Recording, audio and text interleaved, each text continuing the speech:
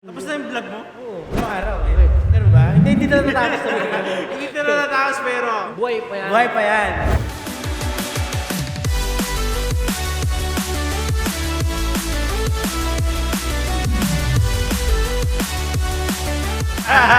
Uy, thanks daw. Yun o mga kaibigan, day 2 dito sa Cebu. At sobrang pagod kami ng day 1 kasi marami kaming ginawa. Ngayon, kapag-ayos na ako at inaantay natin silang dalawa na makapag-ayos na. Punta na lang natin. Ano boy?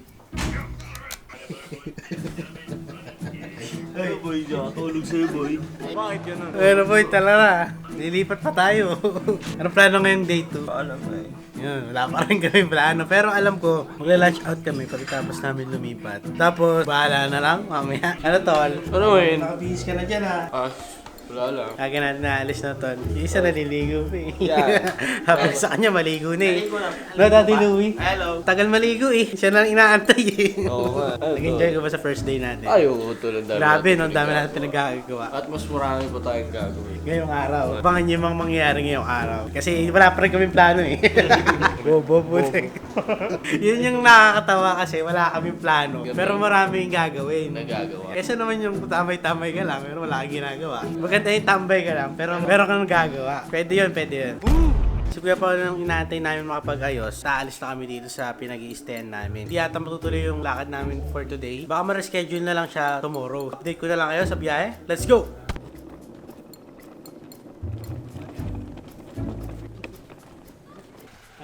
Ano man?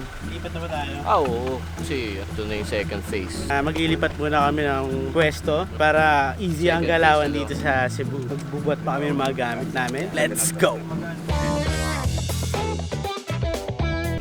Yun o mga kaibigan, kakakain muna kami dito sa isang kainan. Ano man, gutom ka na ba? Gutom lang ako, tol. O, tol, tamang stayings lang yung mga gamit natin dun. No? Habang wala pa kami yung plano at kakain muna kami, iniwan muna namin dun sa concierge yung mga gamit namin kasi sabi pwede naman daw. Di ba pwede iwan yung mga gamit dun? Kasi hindi pa kami nakapag-book talaga. Yan. Wala pa. Wala pa. Kasi 3 o'clock eh. Hindi pa kami pwede magstay doon dahil hindi pa kami nakapag-book talaga. Kaya kakain muna kami. Let's go! Ano boy? Gutom ka ba? Oo, ito na nga yun. Kakain natin. Ikaw dati. Tortang talong. Ang talong, lechong gawali, sigong. Tsaka pa lang namin tatry yung mga Cebu na pagkain dito. Ngayon kasi, almusal namin na parang lunch. So kakain muna kami. Maya-maya na lang tayo mag-usap. Let's go! Sarap. Yun nga mga tol, no? Tapos na nga kami kumain, no man? Ano, boy? Food sarap coma ba? ako, boy. Food Oo, coma ka? Napakasarap. Sarap eh. Ano ba yung mga kinain natin? Bangus. Smoke bangus. Kala mo na wala sa Cebu eh. Pahinga lang kami saglit kasi may mga pupuntahan kami mamaya. Tsaka mag-check-in pa pala kami dun sa pinag-stayan namin. Kita-isa lang tayo mamaya. Let's go! Yun o mga kaibigan, konting update lang dito. Nailipat na namin yung mga gamit namin dito sa bagong nilipatan namin hotel na pag-i-stay namin. Ayun, nakatulog ako. Sobrang lamig nga compared sa unang pinag-stay namin. Pero dito mas maayos siya. Lumipat kami dito kasi mas malapit to dun sa mga pwedeng puntahan at pwedeng ikutin dito sa Cebu. Malapit to dun sa kinainan namin na Sogbu. Sobrang sarap ng mga pagkain doon kagabi kasi mura lang tapos masarap. Para siyang food park na street style na halo-halo yung mga pwedeng mong kainin doon tapos mura lang. Masarap pa. Update ko na lang kayo maya-maya ng konti kasi may mga pupuntahan kami ngayong gabi. Nag-aayos lang din ulit kami dito. Let's go! At nakapag-ayos na kami. At meron kami pupuntahan ngayon na espesyal na lugar. Kainan na naman. Lahat ng bagay ni Kenneth. Oo, puro kainan. Espesyal talaga yung sa akin eh. Ayan, kasama natin si BB, mga kaibigan. Punta rin ang siomay sa pizza. Pupunta kami sa siomay sa Tisa, White Tugpahay. Ang ibig sabihin ay walang tulugan mga kaibigan. Dahil 24 hours ang kainan doon sa siomayan na yun mga kaibigan. Talagang dadayuhin namin mga siomay na yan. Kasi mahilig kami sa siomayan eh. Yahoo! Di ba man? Pinangalan ko na aso ko dun eh. Si Eman nga mahilig ka siomay dahil pinangalanan niya yung as niya ng siomay. Naman, excited ka na ba kumain ng siomay? Oo naman. So, tingin mo, hindi ka mabibigo. Hindi tayo bibigoyin. Malakas ako dyan, tol. Matigis mo sa matuto. Hindi tayo bibigoyin yan. Ikaw, Dad. Siyempre, kung anong meron, okay lang ako. Ayos. Ayos talaga. Yan, ayos talaga. Ayos, baby. Ikaw, boy. Boy. Ano, siomay? May nang bumuhay sa akin ng FPU. Talagang siomay rice sa Boracay mga kaibigan. So yun na nga mga kaibigan, no? Nandito na tayo sa Y Tugbahay Siomai sa Tisa. Ano? Y Tugbahay Siomai sa Tisa. Ang ibig sabihin, walang tulugan. Walang tulugan, Siomayan. Siomayan.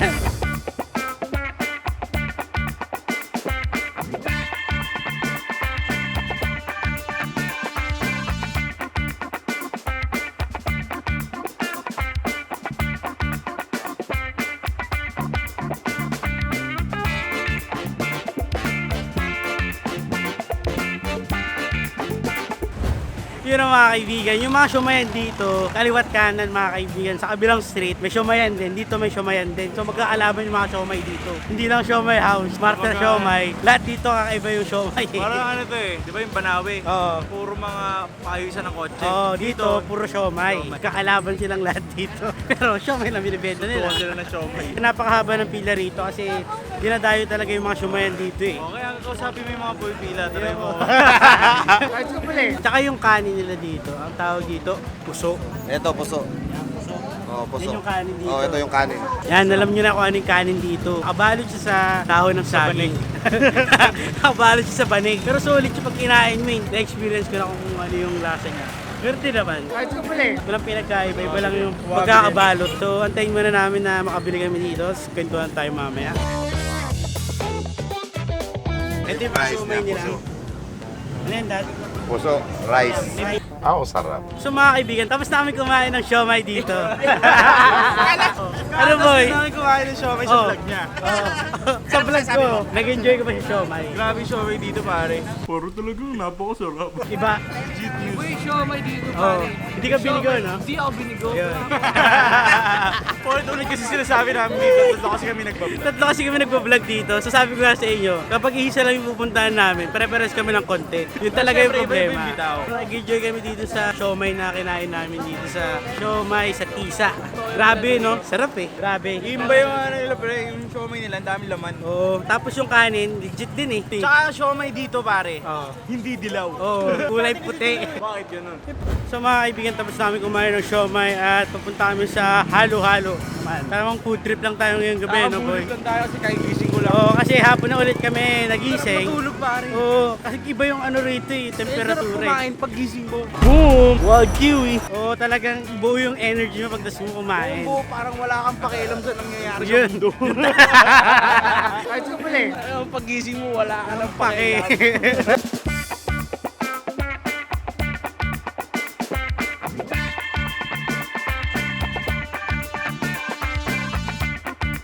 So mga kaibigan, nandito kami sa sauce, halo-halo and dessert. Pagtapos namin dun sa siomayan, dito masarap yung mga halo-halo kasi dito sobrang dami din ng halo-halo din na pwedeng puntahan, di ba? Yan yung combo. Yan.